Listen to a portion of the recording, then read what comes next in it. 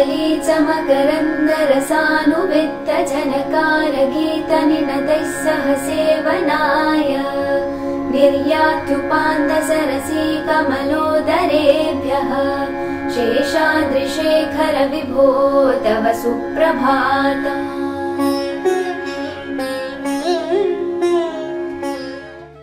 भारतीय वैदिक सनातन परंपरा में व्रत और उपवास का महत्व सर्वोपरि है। चाहे गृहस्थ हो या सन्यासी, सबके लिए यह विधान आदि से बना हुआ। व्रत के माध्यम से सत्व का जागरण होता है और सत्व से सामर्थ्य प्रकट होता है। सामर्थ्य ही आपको यथा योग्य शक्ति प्राप्त की योग्यता प्रदान करता है, जिससे आपके इच्छित मार्ग पर सिद्धता प्राप्त हो सके। इसीलिए प्रत्येक धर्म में किसी न किसी प्रकार व्रत पालन के उनके तरीके प्रस्तुत किए गए हैं। मन और तन की शुद्धि से ही कार्य की सिद्धि प्राप्त होती है। इसलिए व्रत का स्थान हिंदू सनातन धर्म में अत्यंत महत्वपूर्ण है। इन सभी व्रतों में एकादशी व्रत का महात्म सर्वोपरि है। गृहस्थ आश्रम में एकादशी का महत्व और भी अधिक है। अभी माघ का पवित्र मास चल रहा है। सूर्य मकर राशि में गोचर करके उत्तरायण हो गया है। बसंत ऋतु में प्रकृति अपने श्रृंगार कर रही है। हवाएं शीतल और ताजगी से युक्त है। इस मौसम में मन उत्साह और प्रफुल्लता से पूर्ण रहता है। चित्त में प्रसन्नता और आनंद की अनुभूति होती है। ऐसे समय में माघ शुक्ल पक्ष की एकादशी व्रत का महात्म्य और भी अधिक हो जाता है। इसलिए इस एकादशी को जया एकादशी के नाम से जाना जाता है। इस जया एकादशी का महात्म्य राजा युधिष्ठिर ने भगवान श्री कृष्ण से पूछा था। भगवान श्री कृष्ण ने माघ मास के शुक्ल पक्ष में होने वाली जया एकादशी का अति पुण्यदायी एकादशी के रूप में वर्णन किया। इस एकादशी व्रत के प्रभाव से व्यक्ति अति नीच से नीच यानी ब्रह्म हत्या, गौ हत्या आदि के महापाप एवं भूत प्रेत पिशाच आदि योनियों से भी मुक्त हो जाता है।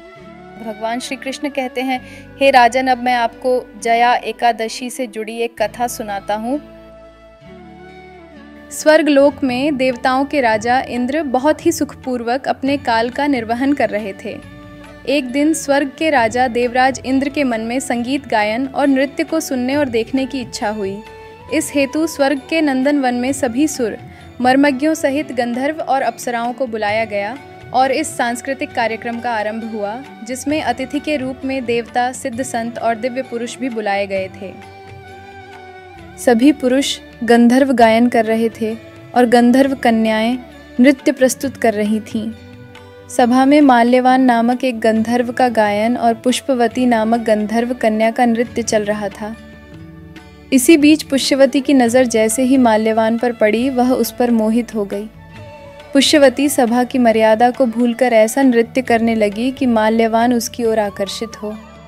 माल्यवान गंधर्व कन्या की भंगिमा को देखकर सुध-बुध खो बैठा और गायन की मर्यादा से भटक गया, जिससे सुर ताल लय सब भटक गए।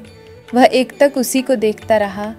यह देखकर स्वर्ग के राजा देवराज इंद्र को पुष्पवती और माल्यवान के इस कृत्य पर अत्यधिक क्रोध आ गया और उन्होंने दोनों को श्राप दे दिया कि अभी आप स्वर्ग से रहित हो जाएं और पृथ्वी पर पिशाच योनि में निर्जन निवास करें। इस श्राप से तत्काल दोनों पिशाच बन गए और हिमालय पर्वत पर एक वृक्ष पर दोनों का निवास बन गया। यहाँ पिशाच योनि में इन्हें अत्यंत कष्ट भोगना पड़ रहा था।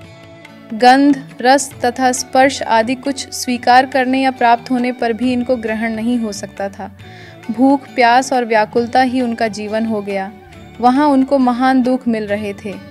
उन्हें एक क्षण के लिए भी निद्रा नहीं आती थी। वह जगह अत्यंत शीत थी, इससे उनके रोंगटे खड़े रहते, वे दर्द से कराह उठते, फिर भी मुंह से आवाज़ नहीं निकलती थी और रोते तो आंसू भी नहीं निकलते। ऐसे रिक्त जीवन से वो महान पीड़ा को झेलते हुए दिन व्यतीत कर रहे थे। एक दिन पिशाच ने अपनी स्त्री से कहा कि पिछले जन्म में हमने ऐसे कौन से पाप किए थे जिससे हमको यह दुखदायी पिशाच योनि प्राप्त हुई। इस पिशाच योनि से तो नरक के दुख सहना ही उत्तम है। हमें अब किसी प्रकार के पाप करने से तो दूर, पाप के विचारों से भी दूर रहना चाहिए। शायद इससे हम दोनों का कुछ कल्याण हो जाए। इस प्रकार विचार करते हुए वे अपने दिन व्यतीत करने लगे। एक बार माघ शुक्ल पक्ष की एकादशी के दिन दोनों अत्यंत दुखी थे। उस दिन दोनों ने सात्विक आहार, फल आदि का इच्छित मानसिक भोग लिया। रात्रि के समय दोनों को बहुत ठंड लग रही थी, अतः दोनों रात भर साथ बैठकर जागते रहे। ठंड के कारण दोनों की मृत्यु हो गई और अनजाने में ही जया एकादशी का व्रत हो जाने से दोनों को पिशाच योनि से मुक्ति भी मिल गई। अब माल्यवान और पुष्पवती पहले से भी सुंदर हो गए और पुनः स्वर्ग लोक में उन्हें अपना स्थान प्राप्त हुआ। देवराज ने जब दोनों को देखा तो चकित रह गए और पिशाच योनि से मुक्ति कैसी मिली यह पूछा। माल्यवान ने कहा, यह भगवान विष्णु की जया एकादशी का प्रभाव है। हम इस एकादशी के प्रभाव से पिशाच योनि से मुक्त हुए हैं।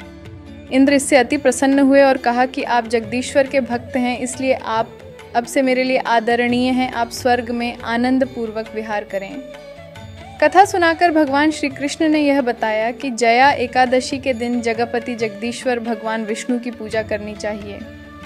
जो श्रद्धालु भक्त इस एकादशी का व्रत रखते हैं उन्हें दशमी तिथि को एक समय आहार करना चाहिए। इस बात का ध्यान रखें कि आहार सात्विक हो। एकादशी के दिन भगवान विष्णु का ध्यान करके संकल्प करें और फिर धूप, दीप, चंदन, फल, तिल एवं पंचामृत से भगवान विष्णु की पूजा करें। वैदिक पंचांग के अनुसार वर्ष 2025 में जया एकादशी का व्रत 8 फरवरी शनिवार को रखा जाएगा।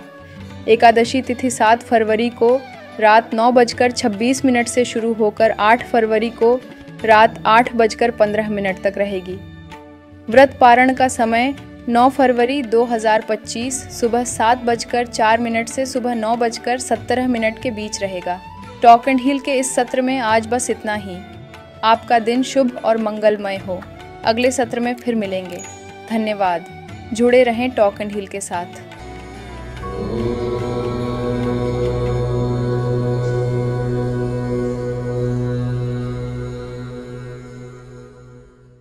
हमारा प्रयास व्यक्तित्व का विकास।